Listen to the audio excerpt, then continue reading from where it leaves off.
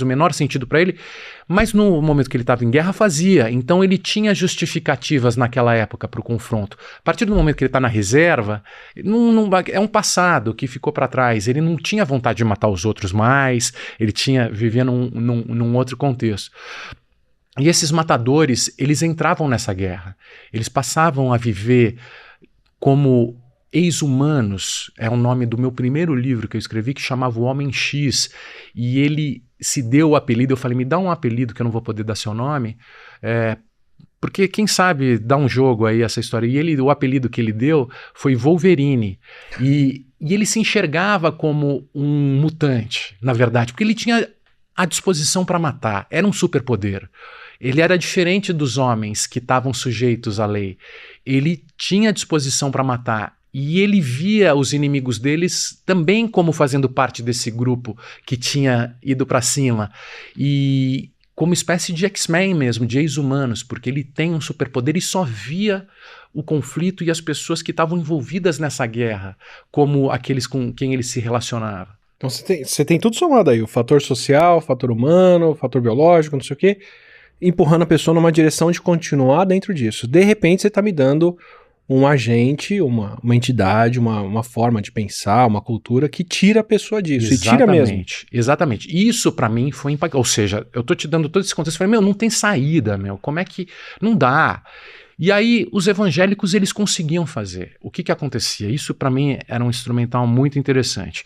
O cara chegava no fundo do poço, porque quando ele chegou nesse fundo do poço, fala, não tem como eu sair, eu posso ir pro Ceará, vão me procurar, só quando eu morrer que eu vou sair. Esse cara estava no fundo do poço e ele muitas vezes percebia que era uma vida sem sentido e vazia, porque ele entrou nessa guerra, essa guerra não diz nada e é em nome de nada. Ele se afastou da família, se afastou dos amigos, se afastou de todo mundo, ele achava que ele ia ser respeitado e homem quando ele ingressou naquela emoção da masculinidade adolescente.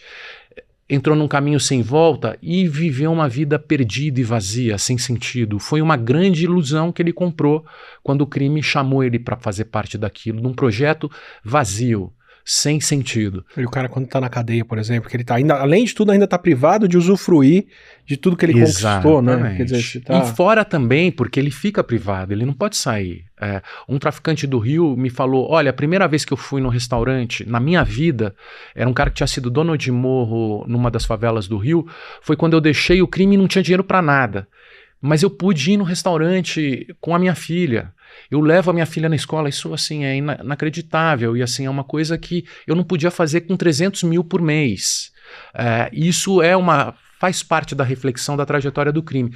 O cara se enxerga no fundo do poço. E aí o evangélico surge como o caminho e com a janela de saída, que é o seguinte, ele fala, olha, primeiro, em termos individuais, não é você que é essencialmente mal, você estava sendo influenciado pelo demônio, e você foi frágil e foi influenciado pelo demônio. A partir do momento que você reconhece isso e pede perdão, Jesus vai te perdoar e você vai renascer parceiro de Jesus, desde que você siga esse caminho. Basta para isso você fazer autocrítica, assumir que errou, pedir perdão, automaticamente você vai ser perdoado e renasce nessa vida em Cristo.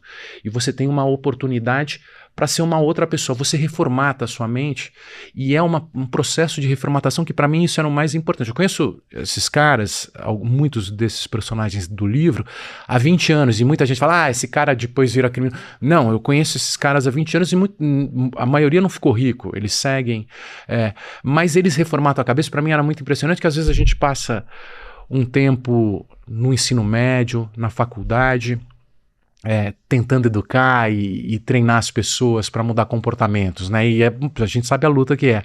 Esses caras em 2, 3 dias reformatavam mentes e mudavam comportamentos. Então eu falava, que história é essa, né? Que é isso que acontece? Que eu não acredito, inclusive, eu tenho dificuldade de acreditar nisso, parecem mentiras que eles estão me falando. Mas teoricamente era o que o sistema prisional tinha que fazer, né?